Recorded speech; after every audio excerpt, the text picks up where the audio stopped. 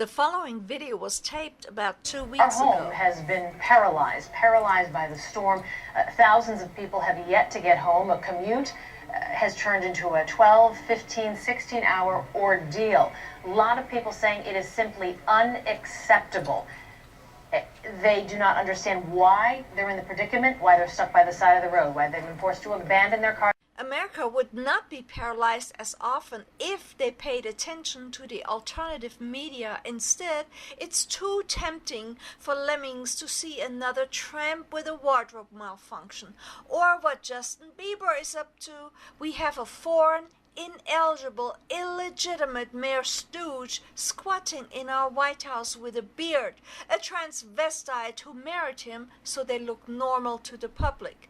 The diabolical buffoon puppet is controlled by the British Empire, doing exactly what they command him, ordering the army to paralyze most of America with horrific freezing weather and drought for California. Unfortunately, the sheep just don't get it. Even when our environment resembles scenes as in a post-apocalyptic world with thousands of cars abandoned, people spending the night in churches, grocery stores, many walked for hours in a desperate attempt to get home or find needed provisions. All I really expect is that they inform themselves. The information is still out there.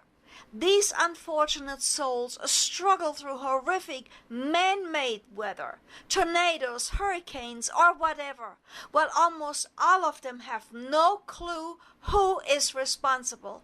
No, it is not Mother Nature, it's HAARP, a weapon of mass destruction capable of destabilizing agricultural and ecological systems globally. HAARP is a climatic warfare and potentially threatens the future of humanity. Yet, the subject has been casually excluded from reports for which the IPCC received a 2007 Nobel Peace Prize. HAARP was established in 1992, is based in Gokona, Alaska, yet is rarely acknowledged in debates on global climate change. It's an array of high-powered antennas which transmit through high-frequency radio waves massive amounts of energy into the ionospheres, which is the upper layer of the atmosphere. The construction was funded by the U.S. Air Force and U.S. Navy and the Defense Advanced Research Projects Agency, i.e. DARPA. Military analysts are mute on the subject for obvious reasons. Meteorologists are also not investigating, and environmentalists focus on greenhouse gas emissions under the Kyoto Protocol. Neither do they discuss the possibility of climatic or environmental manipulations as part of the military and intel agendas, while they tacitly acknowledge part of a broader debate on climate change under UN auspices. 1 week before the elections, Hurricane Sandy hits the U.S. Storm Sandy killed 72 people and causes $68 billion in damages. Even the Department of Energy said Hurricane Sandy is a man-made phenomenon. Mark Twain was right. It is easier to fool people than to convince them that they have been fooled. Unfortunately, the thinkers are in the minority. If we can't kick out the crooks in Washington and turn things around, the son of a bitch Muslim half-wit will have destroyed America as we know it. Congress and the Senate are merely pathetic slaves. I can't believe that such a dumb, inferior Muslim thug has so many obedient lackeys. Unbelievable. A foreign bastard long surpassed the Clintons in the killing department. I never thought America would ever give up its sovereignty to a buffoon Muslim via a weather weapon. We have the most corrupt and dumbest hayseeds in Washington, and an idiot media that believes it will not come back to haunt them. Well, you are wrong. No one thought the freak would go after Loretta Fuddy. I can well imagine that those of you who know too much will be next. Just let me remind you of his grandmother. He will stop at nothing. Where would America be today if we had fearless fighters like Clare Daly of the Irish Parliament, and no one in their right mind would call a foreign criminal buffoon president? Taoiseach, I think it's important to take this opportunity to bring a bit of balance into the discussions around the visit of the US President and his wife, given the almost unprecedented slobbering over them that the nation has been exposed to over the last number of days. And it's really hard to know which is worse, whether it's the outpourings of the Obamas themselves or the sycophantic fawning over them by sections of the media and the political establishment. We've had separate and special news bulletins by the state broadcaster to tell us what Michelle Obama and her daughters had for lunch in Dublin, but very little questioning of the fact that she was having lunch with Mr. Tax Exile himself. We had very little challenging of the fact that she's glad to be home, a country that she's been in less than a week and that her husband has very tenuous links in.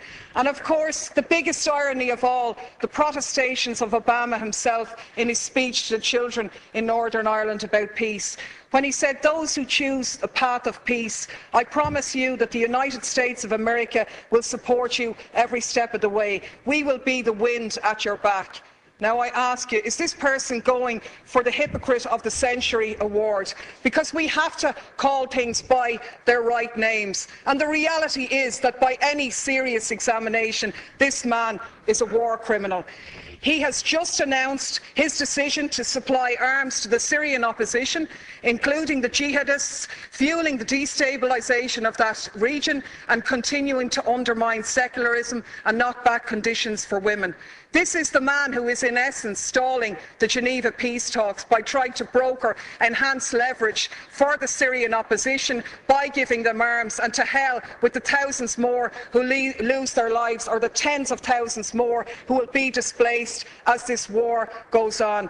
This is the man who has facilitated a 200% increase in the use of drones, which have killed thousands of people, including hundreds of children. And you, Taoiseach, you are the one who's turned a blind eye on these activities. You've talked about the G8 being an opportunity to showcase Ireland. But is it not a reality that you have showcased us as a nation of pimps, prostituting ourselves in return for a pat on the head? To be honest with you, we were really speculating this morning whether you were going to deck the cabinet out in leprechaun hats decorated with a bit of stars and stripes to really mark abject humiliation here. So my question to you, Taoiseach, is as follows.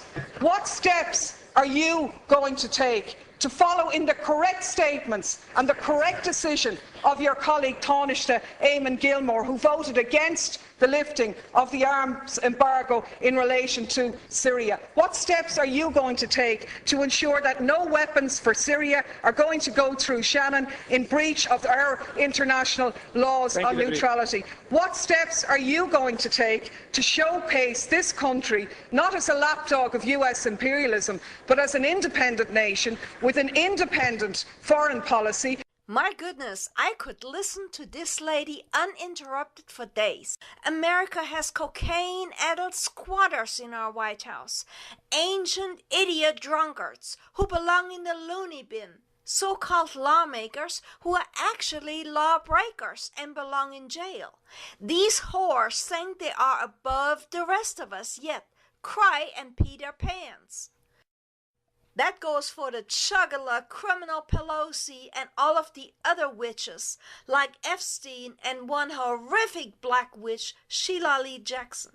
Schumer McCain and his girlfriend Lindsey Graham, idiot Peter King, and one of the ugliest men I ever saw, Mitch McConnell. I can't name them all right now, but we must make sure that they pay for their crimes against we, the people.